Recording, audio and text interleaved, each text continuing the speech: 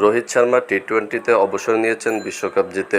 ক্রিকেটের ক্ষুদ্র সংস্করণের বিশ্বকাপ জয় করে বীরের মতো বিদায় বলেছেন এই সংস্করণকে।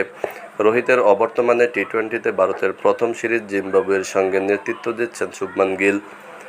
রোহিতের বয়স 37, বাকি ফরম্যাটে খেলা চালিয়ে গেলেও অধিনায়ক থাকবেন কিনা সেটি নিয়ে ছিল অনিশ্চয়তা দূর করেছেন ভারতীয় ক্রিকেট বোর্ডের বিসিসিআই সাধারণ সম্পাদক জয় শাহ।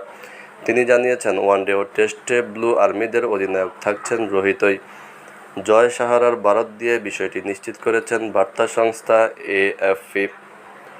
জয় শাহ একটি ভিডিও বার্তায় বলেন, রোহিতের নেতৃত্বে খেলবে ভারত। তার দুর্দান্ত নেতৃত্বে আমাদের টি-20 বিশ্বকাপ জিতিয়েছে। আশা করি সামনের 2টি আইসিসি টুর্নামেন্ট শিরোপাও আমরা জয় করব। গত এক বছরে আইসিসি 3টি টুর্নামেন্টের ফাইনাল খেলেছে ভারত। ওয়ার্ল্ড টেস্ট চ্যাম্পিয়নশিপের পর ওয়ানডে বিশ্বকাপের ফাইনালেও খেলে তারা। দুটিতেই হার মানলেও এবার টি-20 বিশ্বকাপে শেষ পর্যন্ত জয় তুলে নেয়।